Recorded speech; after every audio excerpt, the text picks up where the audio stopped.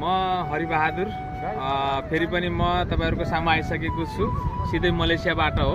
हामी मलेसियामा आएको 3-4 दिन भइसकेको छ र मलेसियाको कुराकानीहरु देखाउने छु तपाईहरुलाई। समय पाएपछि काममा पनि जानुपर्छ। सबै कुराहरु मलेसियाको राम्रा कुराहरु नराम्रा कुराहरु सबै कुराहरु देखाउने छु। यो मलेसियाको हल्का वातावरण रहेको छ। लगभग अहिले 29 डिग्री सेल्सियस टेम्परेचर रहेको छ। बादल पनि आएको छ। लगभग सायद पानी पनि पर्छ। मलेसियाको राम्रो पक्ष भनेको चाहिँ दिनमा एकचोटी पानी पर्छ। यहाँको हावापानी चाहिँ एकदम राम्रो छ। यहाँ आउने व्यक्तित्व घुम्ने चाहनेहरु पनि आउन सक्नुहुन्छ।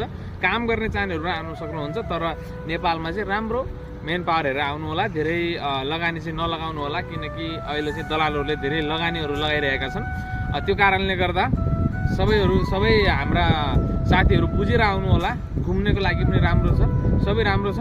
यहाँको कानुन व्यवस्था त जताको पनि कडा भइहाल्छ। तर पनि हामी आफू सेफली बस्नुपर्छ। ल यति नै हो। फेरि पनि भिडियोमा नयाँ कुराहरु ल्याउने छु। देख्दै गर्नु होला।